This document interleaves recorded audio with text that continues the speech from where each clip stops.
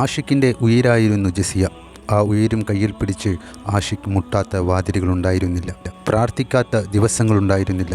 അവളുടെ വേദനയിൽ ക്യാൻസറിൻ്റെ വേരുകൾ ജസിയയുടെ ശരീരത്തിൽ ആയിന്നിറങ്ങുമ്പോൾ ഭർത്താവായ ആഷിഖ് പല ഘട്ടങ്ങളിലും നിസ്സഹായനായി പോയിട്ടുണ്ട്. അപ്പോഴെല്ലാം തൻ്റെ പ്രിയപ്പെട്ടവളായ ജസിയയുടെ ജീവൻ നിലനിർത്താൻ വേണ്ടി ആഷിഖ് ആശുപത്രികൾ മുഴുവൻ കയറിയിറങ്ങിയിട്ടുണ്ട്. ചെറുപ്രായത്തിൽ തന്നെ ജസിയക്ക് സ്വന്തം ഉപ്പയെ നഷ്ടമായി. അതിനുശേഷം ജസിയയുടെ ഉമ്മയാണ് പൊന്നുപോലെ ജസിയയെ വളർത്തിക്കൊണ്ടുവന്നത്. ഒരു ഉപ്പയില്ലാതെ വളർന്ന വേദനകളെല്ലാം ആഷിഖിന് ലഭിച്ചതോടുകൂടി ജസിയയുടെ മനസ്സിൽ നിന്ന് പാടെ നീങ്ങിപ്പോയി. ഇരുവരുടെയും വിവാഹം കഴിഞ്ഞ് സന്തോഷമായി മാസങ്ങൾ തള്ളി നീക്കി. 4 മാസം കഴിഞ്ഞപ്പോഴാണ് തൻ്റെ പ്രിയപ്പെട്ടവൾ മാരക രോഗത്തിലേക്ക് പോയി എന്നുള്ള കാര്യം ആഷിഖ് എന്ന സ്നേഹസമ്പന്നനായ ആ യുവാവ് മനസ്സിലാക്കിയത്. ജസിയയുടെയും ആഷിഖിൻ്റെയും വിവാഹം കഴിഞ്ഞ് 4 മാസം ഇവർ സന്തോഷത്തിൽ ജീവിച്ചു വരികയായിരുന്നു. ആ ഇടയിലാണ് 4 മാസങ്ങൾക്ക് ശേഷം ജസിയക്ക് ഒരു പനി വരുന്നത്. ധാരാളം മരുന്നുകൾ നൽകിയിട്ടും പനിക്ക് യാതൊരുവിധ മാറ്റവും കണ്ടില്ല. തുടർന്നും ചികിത്സ തേടിയപ്പോഴാണ് ആ ഞെട്ടിക്കുന്ന കാര്യം ആഷിഖും ജസിയയും മനസ്സിലാക്കിയത്. താൻ ജീവന് തുല്യം സ്നേഹിക്കുന്ന ജസിയയുടെ മജ്ജയിൽ ക്യാൻസറിൻ്റെ വേരുകൾ ആഴത്തിൽ ഇറങ്ങിയിരിക്കുന്നു. പിന്നീട് അവിടുന്ന് നാൾക്കുനാൾ ജസിയയുടെ ആരോഗ്യം വഷളായി വന്നു. തൂക്കവും കുറഞ്ഞ് ആകെ അവശനിലയിലേക്കായി ജസിയ. അങ്ങനെയാണ് ആദ്യമായി ജസിയ നമ്മുടെ മുമ്പിലെത്തിയത്. തൻ്റെ ജീവൻ രക്ഷിക്കാൻ വേണ്ടി ജനങ്ങളോട് സഹായം ചോദിച്ച ജസിയയുടെ ആ കണ്ണീർ ഒരു മലയാളി മനസ്സിനും തട്ടി നീക്കാനായില്ല. എല്ലാവരും അവളെ ചേർത്ത് പിടിച്ചപ്പോഴും ക്യാൻസർ എന്ന മഹാരോഗത്തിൽ നിന്നും അവൾക്ക് രക്ഷ നേടാനായില്ല. 2024 ഫെബ്രുവരി 4-ാം തീയതിയാണ് ആ സങ്കടം മാത്രം നൽകിയ വാർത്ത നമ്മൾ കേൾക്കാനിടയായത്. പിന്നീട് ജസിയയുടെ മരണത്തിന് 40 ദിവസങ്ങൾക്ക് ശേഷമാണ് ആഷിഖ് ആദ്യമായി നമ്മളോട് സംസാരിച്ചത്. ആ വേളയിലെല്ലാം ഈ യുവാവിൻ്റെ മുഖം കണ്ടാൽ തൻ്റെ പ്രിയപ്പെട്ടവളെ നഷ്ടപ്പെട്ട ഒരു യുവാവിൻ്റെ ആത്മനൊമ്പരം ആഷിഖിൻ്റെ മുഖത്ത് പ്രകടമായി തന്നെ ഉണ്ടായിരുന്നു. അത്തരത്തിലായിരുന്നു ഇരുവരുടെയും ജീവിതവും. അന്ന് ആഷിഖ് തങ്ങളുടെ ജീവിതത്തിലുണ്ടായ കാര്യങ്ങളും അവസാനമായി ആഷിഖിൻ്റെ കൈപിടിച്ച് ജസിയ പറഞ്ഞ വാക്കുകളും ആഷിഖ് നമ്മളോട് പറഞ്ഞത് കണ്ണീരോട് കൂടിയാണ് നമ്മളെല്ലാവരും കണ്ടത്. ഇവരുടെ ഉള്ളിലെ സ്നേഹം അളക്കാനും മാത്രമുള്ളതായിരുന്നു അത്. ഇത്രയേറെ ഭാര്യയെ സ്നേഹിച്ച ഒരു ഭർത്താവിനെ അതുവരേക്കും തന്നെ നമ്മൾ ആരും തന്നെ കണ്ടില്ല. അതിനുശേഷം 1 വർഷം കഴിഞ്ഞതിന് ശേഷമാണ് ആഷിഖ് മറ്റൊരു പെൺകുട്ടിയെ നിക്കാഹ് കഴിച്ചത്. നമ്മുടെ ഇടയിൽ നടന്നു വരുന്ന കാര്യങ്ങൾ നോക്കുകയാണെങ്കിൽ ഇതുപോലെ ഭാര്യ മരിച്ചു പോകുകയാണെങ്കിൽ തന്നെ ഭർത്താവിനോട് മറ്റൊരു വിവാഹത്തെക്കുറിച്ച് പറഞ്ഞാൽ എന്തായാലും 40 കഴിയട്ടെ, അല്ലെങ്കിൽ ആളുകൾ കുറ്റം പറയുമെന്നതായിരിക്കും മറുപടി. അത്തരത്തിൽ മാത്രമാണ് ഇപ്പോൾ ഭാര്യയും ഭർത്താവും തമ്മിലുള്ള ബന്ധത്തിൻ്റെ മൂല്യം ഇപ്പോൾ നമ്മുടെ സമൂഹത്തിൽ നടന്നുകൊണ്ടിരിക്കുന്ന കാര്യങ്ങൾ തെളിയിക്കുന്നത്. നിരന്തരമായി നമ്മൾ കേട്ടുകൊണ്ടിരിക്കുന്ന കാര്യങ്ങൾ ഒരിക്കലും സഹിക്കാനും പൊറുക്കാനും കഴിയാത്ത തരത്തിലുള്ളതല്ലേ. സൗന്ദര്യത്തിൻ്റെ പേരിലാണ് ഈയിടയിൽ നമ്മുടെ ഇടയിൽ നിന്നും ഭർത്താക്കന്മാരുടെ കുത്തുവാക്കിൽ അകപ്പെട്ട് ഭാര്യമാർ ജീവനൊടുക്കിയത്. അവർക്കെല്ലാം തന്നെ നമ്മുടെ ആഷിഖ് വലിയ മാതൃകയാണ്. നിരന്തരമായി ഭാര്യമാരെ ആക്രമിക്കുകയും അവഹേളിക്കുകയും ചെയ്യുന്നവരും ഇപ്പോഴുണ്ട് ഇവിടെ. അവരുടെ നേരെ വിരൽ ചൂണ്ടിയാലും അത് പലതര പ്രശ്നങ്ങളിലേക്ക് നമ്മളെ നയിക്കുകയും ചെയ്യും. അത്തരത്തിലാണ് ഷഫ്ന ഷെരീൻ എന്ന് പറയുന്ന 19 വയസ്സുകാരിയുടെ മരണത്തെ എനിക്കും എൻ്റെ വാക്കുകൾക്കും കിട്ടിയ പ്രതികരണങ്ങളും. തൻ്റെ ഭാര്യയായ ജസിയ അവസാനമായി പറഞ്ഞ കാര്യങ്ങളിലൊന്നായിരുന്നു തൻ്റെ ഉമ്മാക്കൊരു വീട് വേണമെന്നുള്ളത്. നമുക്കൊരു വീട് വേണം എന്നതായിരുന്നു ആദ്യമായി ജസിയ പറഞ്ഞ വാക്ക്. പിന്നീട് ഞാനൊരിക്കലും തന്നെ ജീവിതത്തിലേക്ക് മടങ്ങി വരില്ല എന്നുള്ള ബോധ്യമുള്ള ജസിയ തൻ്റെ ഉമ്മാനെ സംരക്ഷിക്കണമെന്നുള്ളത് തൻ്റെ ഭർത്താവായ ആഷിഖിനോട് കൈപിടിച്ച് നിറക്കണ്ണുകളോടെയാണ് പറഞ്ഞത്. അതൊരിക്കലും ആ സ്നേഹസമ്പന്നനായ ഭർത്താവ് മറന്നു പോയതുമില്ല. തൻ്റെ ഭാര്യ മരണപ്പെട്ട് 1 വർഷം തികയുന്ന മുമ്പ് തന്നെ തൻ്റെ ഭാര്യയുടെ ആ ആഗ്രഹം നിറവേറ്റിക്കൊടുത്ത് ആ വീടിന് ജസിയ മഞ്ചൽ എന്ന് പേരും നൽകി. ആഷിഖ് എന്ന യുവാവ് തൻ്റെ ഭാര്യയായ ജസിയോടുള്ള അടങ്ങാത്ത സ്നേഹത്തിൻ്റെ സ്മാരകം പണി കഴിപ്പിച്ചത്. അതുപോലെ തന്നെ ആഷിഖിനോട് ജസിയ പറഞ്ഞ മറ്റൊരു കാര്യമായിരുന്നു കാക്കാൻ്റെ നാട്ടിൽ തന്നെ എന്നെ കബറടക്കണമെന്നുള്ളതും. അപ്പോൾ എന്നെ എപ്പോഴും കാക്കാക്ക് കാണാമല്ലോ എന്ന് പറഞ്ഞതും അത് കേട്ട ഓരോ മലയാളികൾക്കും വലിയ വിഷമം തന്നെയാണ് നൽകിയത്. ജസിയയുടെ സർവ്വവേദനയിലും ആഷിഖും പങ്കാളിയായിരുന്നു. അത് അവസാന വേളകളിൽ ആഷിഖ് നമ്മളോട് പറഞ്ഞ വാക്കുകളും അതിനെ തെളിയിക്കാൻ തരത്തിലുള്ളതായിരുന്നു. ഇവനാണ് മാതൃക, ഇവനെ പോലെ ആയിരിക്കണം ഏതൊരു ഭർത്താവിൻ്റെയും മാനസികാവസ്ഥ. സ്നേഹിക്കാൻ മാത്രം അറിയുന്ന ആഷിഖ് എന്ന പെരിന്തൽമണ്ണക്കാരനായ ഈ യുവാവിനെ പ്രിയതമനായി കിട്ടിയ തെസ്നിമോളും വലിയ ഭാഗ്യം ചെയ്തവൾ തന്നെ. ജെസിയയുടെ അസുഖ വിവരം അറിഞ്ഞതിന് ശേഷം ആഷിഖ് സഹിച്ച വിഷമങ്ങൾക്കെല്ലാം ഫലമായി തന്നെ ഇനിയുള്ള ജീവിതത്തിൽ ഇവർക്കെന്നും സന്തോഷമുണ്ടാകട്ടെ. ജെസിയയെ മറക്കാൻ ആഷിഖിനൊരിക്കലും കഴിയില്ല എന്നതിനുള്ള വ്യക്തമായ തെളിവാണ് 1 വർഷത്തിന് ശേഷം മറ്റൊരു പെൺകുട്ടിയെ ആഷിഖ് വിവാഹം കഴിച്ചത്. അതൊരിക്കലും ജെസിയയ്ക്ക് പകരമായി വേറെ ആരും തന്നെ ആഷിഖിനില്ല എന്നുള്ളതും മനസ്സിലാക്കാവുന്ന തരത്തിലുള്ളതാണ്. ജെസിയയുടെ മാരനായി നിന്നെ അവൾക്ക് അള്ളാഹു നൽകട്ടെ. ജെസിയയുടെ മരണശേഷം ആഷിഖ് നമ്മളോട് പറഞ്ഞ ആ കാര്യങ്ങൾ നിങ്ങളൊന്ന് കേട്ടു നോക്കിയാൽ അപ്പോൾ അറിയാം ഇവരുടെ സ്നേഹത്തിൻ്റെ ആയം എത്രത്തോളം ഉണ്ടായിരുന്നു എന്ന്. ഒരിക്കലും സ്വന്തം ഭാര്യമാരെ സൗന്ദര്യത്തിൻ്റെ പേരിലും ശ്രീധനത്തിൻ്റെ പേരിലും കുത്തി നോവിക്കുന്നവർ ഇവനെ കണ്ടു പഠിക്കണം. അത്തരം പ്രവർത്തനം ചെയ്യുന്നവരെയെല്ലാം ശക്തമായി തന്നെ പ്രതിരോധിക്കുകയും ശിക്ഷ വരെ വാങ്ങിക്കൊടുക്കുകയും ചെയ്യണം. ഹലോ, അസ്സലാമു അലൈക്കും. എന്തൊക്കെ എല്ലാവരും വിശേഷങ്ങൾ? സുഖാന്ന് കരുതുന്നു. ഒരുപാട് കാലമായില്ലേ കണ്ടിട്ട്, ഒരുപാടായിട്ടുണ്ടാവും. 2 മാസത്തിൻ്റെ അടുത്തായിട്ടുണ്ടാവും കണ്ടിട്ട്. എല്ലാവർക്കും അറിയാം, വിവരങ്ങൾ എല്ലാവർക്കും അറിയാം. ഞാൻ പിന്നെ അത് പറഞ്ഞ് മനസ്സിനെ വിഷമിപ്പിക്കണ്ട.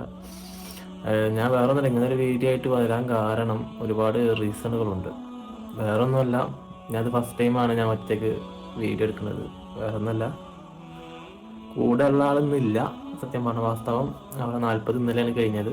അൽഹംദുലില്ലാ ഇതുവരെ 40 ദിവസം മൗലൂദ്, പാരായണം, ഖുർആന് ഓത്തെല്ലാം നല്ല രീതിയിൽ നടന്നു.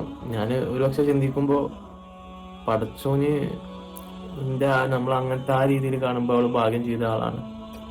ക്യാൻസർ എന്ന വലിയ മഹാമാരി വന്ന് ക്യാൻസറായി മരണപ്പെട്ട് റജബ് മാസം മരണപ്പെട്ടു. ഞാനിരിക്കെ ഞാൻ ഒരു പൊരുത്തപ്പെടാത്ത ഒരവസ്ഥയിലല്ല, അത്രക്കും നല്ല യോജിപ്പിൽ പോകുമ്പോൾ എൻ്റെ കണ്ണു മുമ്പിൽ എൻ്റെ കയ്യിൽ കടന്ന്, എൻ്റെ അടുത്ത് കടന്ന്, കയ്യിലല്ല അടുത്ത് കടന്നിട്ടാണ് മരണപ്പെട്ടു. എന്താ വെച്ച് കഴിഞ്ഞാൽ വേറെ ഒന്നുമല്ല, അതിനെ കുറിച്ചിട്ട് പറയാൻ വേണ്ടിയിട്ടാണ് ഞാനിങ്ങനെ ഒരു വീഡിയോ ആയിട്ട് വന്നത്. സത്യം പറഞ്ഞാൽ അവളെ ഒരുപാട് മെസ്സേജ് വരുന്നുണ്ട്. അവളെ അമ്മാൻ്റെ അവസ്ഥ എന്താണ്, എൻ്റെ അവസ്ഥ എന്താണ്, ജെസ്സി എന്താണ് നിങ്ങളോട് മരിക്കണം മുമ്പ് പറഞ്ഞത്, എങ്ങനെയാണ് മരിച്ചത്, ഒരുപാട് പേർക്ക് അത് അറിയാനുള്ളൊരു ആകാംക്ഷ ഉണ്ട്. ആകാംക്ഷ എന്ന് പറഞ്ഞു കഴിഞ്ഞാൽ വേറെ ഒന്നുമില്ല, നിങ്ങളാണ് ഞങ്ങൾ ഇങ്ങനെ ആക്കിയത്. പിന്നെ അവളുണ്ടാക്കിയൊരു സാമ്രാജ്യം, അതിലൊരുപാട് ആൾക്കാർ അവളെ സ്നേഹിക്കുന്ന ഒരാളുകൾ, ഇങ്ങനത്തെ ഒരു സ്ഥിതി അവളുണ്ടാക്കിയതാണ്. ഞാൻ ഉണ്ടാക്കിയൊരു പ്ലാറ്റ്ഫോമിനേക്കാൾ അവളുണ്ടാക്കി, ഞാനും അവളും കൂടി ഉണ്ടാക്കിയതാണ്. പക്ഷെ അവൾക്കാണ് അതിൽ മുൻതൂക്കം. അവളെ ഒരാൾക്ക് പോലും ഉറപ്പില്ല, ഒരാൾക്ക് എല്ലാവർക്കും അവളെ ഇഷ്ടമാണ്. അവൾക്ക് വേണ്ടി പ്രാർത്ഥിക്കുന്നു, ദുആ ചെയ്യുന്നു. വളരെയധികം സന്തോഷമുണ്ട്. അവൾക്ക് വേണ്ടി സഹായിക്കുന്നു. എല്ലാം നിങ്ങൾ തന്നെയാണ് ചെയ്യുന്നത്, എല്ലാം നിങ്ങളാണ് ചെയ്തത് ഇതുവരെ എത്തിയത്. അപ്പൊ ഇതുവരെ ഉണ്ടായ കുറെ കാര്യങ്ങൾ നിങ്ങൾ അറിഞ്ഞിട്ടില്ല, അത് പറയാൻ വേണ്ടിയിട്ട് കൂടിയാണ് ഞാൻ ഇങ്ങനെ ഒരു വീഡിയോ ആയിട്ട് വന്നത് നിങ്ങളുടെ മുമ്പിൽ. അപ്പൊ എന്താ വെച്ച് കഴിഞ്ഞാല്, കഴിഞ്ഞൊരു 40 ദിവസം മുമ്പ് ജെസ്സിയ മരണപ്പെടുന്നത് ഫെബ്രുവരി 5, ഫെബ്രുവരി 4 രാത്രിയാണ് മരണപ്പെടുന്നത്. അപ്പൊ എന്താ വെച്ച് കഴിഞ്ഞാല്, അവളുടെ എന്താ പറയാ, അവൾക്ക് നമ്മൾ ഇവിടെ നിന്ന് പോകുമ്പോൾ പ്രശ്നം എന്താ വെച്ചാൽ ശ്വാസം തടസ്സം, ബുദ്ധിമുട്ട്, അതേപോലെ ലെൻസിൽ ഇൻഫെക്ഷൻ ആയിട്ടുണ്ടായിരുന്നു. അത് നമ്മളൊരാളിൽ നിന്നും പകരുന്നതല്ല, GVHD ആണെന്നൊരു സംശയം നമുക്ക് ഉണ്ടാകുന്നു. ഓൾറെഡി GVHD അവളുടെ ശരീരത്തിൽ നിന്ന് ഉണ്ടാവുന്ന, അവളെ ബോൺമാരോ സ്റ്റെം സെൽസ് നിന്ന് ഉണ്ടാവുന്ന ഒരു ഇൻഫെക്ഷൻ അപ്പൊ അങ്ങനെ നമുക്ക് സംശയം. നമ്മൾ ഒരുപാട് ഇവിടുന്ന് കഷ്ടപ്പെട്ടിട്ട് നിങ്ങൾ ആ വീഡിയോ കണ്ടിട്ട് അങ്ങനെ നമ്മളവിടെ ഹോസ്പിറ്റലിൽ എത്തുന്നു. ഹോസ്പിറ്റലിൽ നിന്ന് ചികിത്സ, അവിടുന്ന് നേരെ വെന്റിലേറ്റർ എത്തിയിട്ട് ഞാൻ നിങ്ങൾക്ക് ഒരുപാട് കമ്മ്യൂണിറ്റി പോസ്റ്റ് ഇട്ടിട്ടുണ്ടായിരുന്നു. ഒരുപാട് കാര്യങ്ങൾ, അവളെ ബുദ്ധിമുട്ടുകളും അവളെ അവസ്ഥകളും വെച്ച് വീഡിയോ വരെ ചെയ്തു. അതിലെല്ലാവരും നിങ്ങൾ സഹായിച്ച സഹായം കൊണ്ട് അവിടുത്തെ ബില്ലുകളും കാര്യങ്ങളൊക്കെ അടച്ചു പോരാൻ പറ്റി. അത് മാത്രമല്ല, അതിൻ്റെ ഇടയിൽ അവൾ ജെസ്സിയ മരണപ്പെടുന്ന മുമ്പ് 10 ദിവസം മുമ്പെയാണ് എല്ലാ കാര്യങ്ങളും അവൾ ഞങ്ങളോട് പറയുന്നത്. ആ 10 ദിവസത്തിന്റെ അവളും എല്ലാം പറഞ്ഞതിന് ശേഷം അന്ന് വൈകുന്നേരമാണ് അവൾക്ക് വീണ്ടും വെന്റിലേറ്റർ ആക്കുന്നത്. അതിനുശേഷം 4-5 ദിവസം കഴിഞ്ഞിട്ടാണ് അവളെ എന്താ പറയാ സഡേഷൻ മാറ്റിയത്. ഒരു ദിവസം ഞാൻ കണ്ടു, കണ്ണൊക്കെ ചോത്തിട്ട് ഇങ്ങോട്ടൊന്നും സംസാരിക്കില്ല, കാരണം ടെക്വസ്റ്റിമ ചെയ്തിരിക്കുന്നു കഴുത്തില്. അപ്പൊ എന്നോട് ഇങ്ങനെ കണ്ണിങ്ങനെ നിറഞ്ഞു നിൽക്കുന്നുണ്ട്. കാക്കോ എന്ന് വെച്ചിട്ട് കൈ മുറുക്കി പിടിച്ചിട്ട് എനിക്ക് മനസ്സിലായി ഓളെന്താ പറയാ ഉദ്ദേശിക്കണെന്ന്. കാരണം ഇനി വെന്റിലേറ്ററിലാക്കരുത്, കാരണം അവൾക്ക് വെന്റിലേറ്ററിലാക്കി കഴിഞ്ഞാൽ അവള് മരിച്ചു എന്ന് തോന്നിയാണ്. എന്നോട് പറഞ്ഞതാണ്, എനിക്ക് കഴിയില്ല, ശ്വാസം എടുക്കാൻ പറ്റുന്നില്ല, ഭയങ്കര ബുദ്ധിമുട്ടാണ് കാക്കോ. പിന്നെ അങ്ങനെ 10 ദിവസം മുമ്പത്തെ കാര്യങ്ങൾ എന്താ വെച്ച് കഴിഞ്ഞാൽ ഓള് പറഞ്ഞു, കാക്കോ ഞാൻ ഇനി തിരിച്ചു വരൂല. ഇനി വരുവോ? വരൂല എന്ന് പറഞ്ഞാൽ വരൂലെന്നാ ലാസ്റ്റ് പറഞ്ഞത്. അതുവരെ പറഞ്ഞത് എന്താണ്, എന്റെ അമ്മാനെ നിങ്ങൾ നോക്കണം, നമ്മളെ ഏറ്റവും വലിയൊരു ആഗ്രഹമാണ് ഉമ്മാക്കൊരു വീട് വെച്ച് കൊടുക്കല്. കാരണം ഞങ്ങൾക്ക് താമസിക്കാൻ വീട് വെച്ച് കൊടുക്കലെന്നാ പറഞ്ഞിരുന്നത്. അങ്ങനെ ഒരു വീട് വെച്ചിട്ട് നമുക്ക് എല്ലാവർക്കും പാടെ നിക്കുന്ന ആദ്യം പറഞ്ഞത് അവള്. എന്നിട്ട് എന്നോട് പറഞ്ഞു എന്താണ്, അവൾക്ക് മറ്റേ ഞാൻ മരണപ്പെട്ടാല് കാക്കും ഞാൻ എന്റെ വീടിന്റെ അവിടേക്ക് മറവിയരുത്, നിങ്ങളതിന് മറവില്ല മതി. അതാകുമ്പോ നിങ്ങൾ എന്നും ഞാൻ കാണാൻ വരും. എനിക്ക് ഒരുപാട് ആൾക്കാർ കാണാനും ദ്വാരക്കാനും നിങ്ങളെ കൂടെ എന്നും പോകുമ്പോ കാണും ചെയ്യാന്ന് പറഞ്ഞു എന്നോട്. അപ്പോ പിന്നെ അവൾ പറഞ്ഞു എന്റെ ഉമ്മാനെ നേരെ നോക്കണം. പിന്നെ അവളെ കുറെ ആഗ്രഹങ്ങൾ പറഞ്ഞു. പിന്നെ നിങ്ങളൊരിക്കലും വിഷമിക്കരുത്, അങ്ങനെ ഓരോന്നും പറഞ്ഞു. പക്ഷെ നമ്മളൊരിക്കലും അങ്ങനെ പ്രതീക്ഷിക്കുന്നില്ല അവിടെ നമ്മളിതൊരു പൊട്ടത്തരായിരിക്കും, അല്ലെങ്കിൽ അവളും അറിയാതെ പറഞ്ഞു പോകുകയെന്ന് നമ്മളും പ്രതീക്ഷിക്കുക. പക്ഷെ ഇങ്ങനൊരു ചതിതിന്റെ ഉള്ളില് അല്ലെങ്കിൽ ഇങ്ങനൊരു വിഷമം അതിന്റെ ഉള്ളിൽ ഉണ്ടെന്ന് നമുക്ക് അറിയാൻ പറ്റൂല. അങ്ങനെ ഓള് പറഞ്ഞു ഈ സാധനം അങ്ങോട്ട് വെക്കണം, എന്റെ ഈ ഡ്രസ് ഇങ്ങനെ ചെയ്യണം, അത് അവിടെ അങ്ങനെ ഈ പൈസ അവിടെ കൊടുക്കണം, അങ്ങനെ ഓരോ കാര്യങ്ങൾ അവള് മുൻകൂട്ടി തന്നെ പറഞ്ഞിരുന്നു. പിന്നെ ഒരു 5-6 ദിവസം കഴിഞ്ഞിട്ടോട് കണ്ണ് തുറന്നത്. ആ കണ്ണ് തുറന്നപ്പോഴൊന്നും സംസാരിക്കല്ല. 3 ദിവസം കഴിഞ്ഞിട്ട് പിന്നെ ഓള് ഒരു 7 ദിവസത്തിന് കണ്ണ് തുറന്നിട്ടേ അല്ല. നമ്മൾ വെന്റിലേറ്ററിൽ നിന്ന് ഒരുപാട് 100% റിക്വയർമെന്റിൽ ഓക്സിജൻ പോയി. എന്നിട്ടും ലെൻസിൽ പുറത്തേക്ക് എയർ വന്നിട്ട് 2 സൈഡിലും ഹോളിട്ടു. എന്നിട്ടും നമുക്ക് തിരിച്ച് കിട്ടാൻ ചാൻസ് കുറവാന്ന് ഡോക്ടർ പറഞ്ഞു. എന്നിട്ട് തിരിച്ച് 2-3 ദിവസം കടത്തി. എന്നിട്ടും വ്യത്യാസമല്ല. അങ്ങനെ എക്മോയില് വരെ എത്താൻ ചാൻസ് വന്നത്. എക്മോ വെന്റിലേറ്റർ കഴിഞ്ഞ് നമ്മളെ നാട്ടിലൊന്നും ഒന്നും ഉണ്ടാവില്ല. പക്ഷെ ആസ്റ്റർ എന്ന് പറഞ്ഞ വലിയൊരു ഹോസ്പിറ്റൽ അവിടെ ഇല്ലാത്ത ഒന്നുമില്ല. കോസ്റ്റ് ഉണ്ടെങ്കിലും ചികിത്സക്ക് ഒരു കുറവുമില്ല അവിടെ. അപ്പോ ഒരുപാട് വേദനകളും കഷ്ടപ്പാടുകളും അവള് സഹിച്ചു, ഒരുപാട് സഹിച്ചു. ഇനി സഹിക്കാൻ ബാക്കിയൊന്നുമില്ല. എന്നിട്ട് അവൾ മരണപ്പെടുന്ന മുമ്പ് ഡോക്ടർമാര് വിധി എഴുതിയിട്ട് പോലും 3-4 ദിവസം കഴിഞ്ഞിട്ടാണ് അവള് മരണപ്പെട്ടത്. അത് അവളുടെ ധൈര്യം കൊണ്ട് തന്നെയാണെന്ന് ഡോക്ടർ പിന്നെയും പറഞ്ഞു.